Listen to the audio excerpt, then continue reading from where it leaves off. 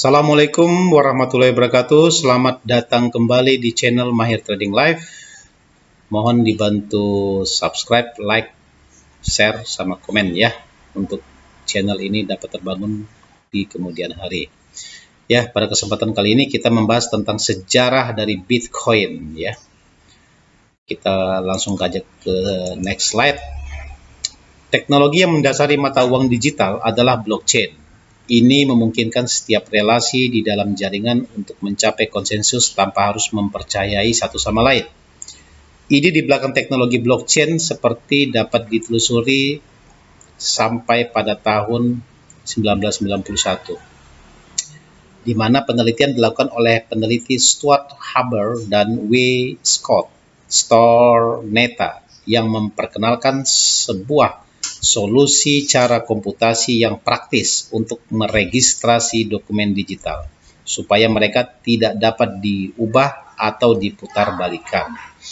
Sistem yang digunakan adalah rangkaian blok yang diamankan secara kriptografi untuk menyimpan dokumen terregistrasi, dan pada tahun 1992, pohon Merkle dimasukkan ke dalam desain, memberikan efisiensi lebih dengan memberikan izin kepada beberapa dokumen untuk dapat dikumpulkan ke dalam satu pita. Akan tetapi, teknologi ini tidak terpakai dan patennya hilang pada tahun sekitar 4 tahun sebelum Bitcoin diluncurkan ya. Pada tahun 2004, ahli komputer dan aktivis kriptografi Hal Finney atau Harold Thomas Finney II memperkenalkan sebuah sistem yang dinamai RPOW, Reusable Proof of Work, penggunaan ulang Proof of Work, sistem yang mempekerjakan dengan menerima hashcash yang tidak dapat ditukarkan dan tidak berfungsi berdasarkan token Proof of Work, dan sebagai imbalannya menciptakan token RSA yang ditandatangani sehingga dapat dikirimkan dari satu orang ke yang lainnya. RPO menyelesaikan masalah pengeluaran ganda dengan cara menyimpan kepemilikan token yang sudah diregistrasi dalam server yang dipercaya yang didesain untuk mengizinkan pengguna di seluruh dunia untuk memverifikasi kebenarannya dan integritasnya secara real time. RPO dapat juga dianggap sebagai prototipe awal dan langkah awal yang sangat signifikan dalam sejarah mata uang digital atau cryptocurrency. Pada tahun 2008, sebuah kertas putih white paper memperkenalkan sebuah sistem pembayaran elektronik terdesentralisasi yang dikenal sebagai Bitcoin, disebabkan ke dalam sebuah daftar pesan kriptografi oleh seorang atau sebuah tim yang menggunakan nama samaran Satoshi Nakamoto.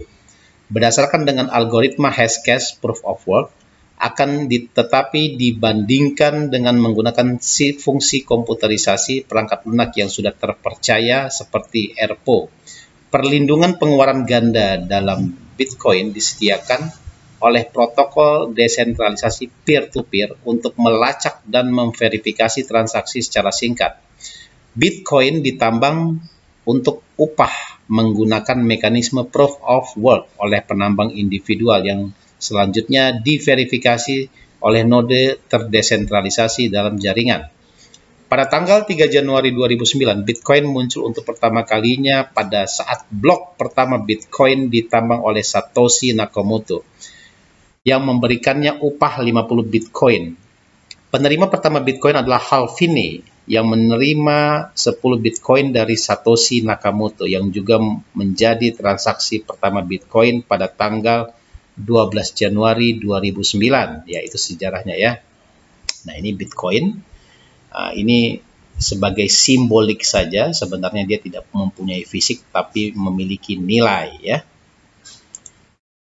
Ethereum. Pada tahun 2013, Vitalik Buterin, seorang programmer muda dan salah satu pencetus majalah Bitcoin, menyatakan bahwa Bitcoin membutuhkan sebuah bahasa script untuk membuat aplikasi terdesentralisasi. Kegagalan dalam mendapatkan persetujuan dari komunitas, Vitalik membuat sebuah pengembangan untuk serambi baru komputerisasi tersebar berdasarkan teknologi blockchain Ethereum yang memberikan fungsi pembuatan skrip yang disebut smart contract ya, atau kontrak cerdas. Smart contract adalah program atau skrip yang dikeluarkan dan dieksekusi di dalam Ethereum.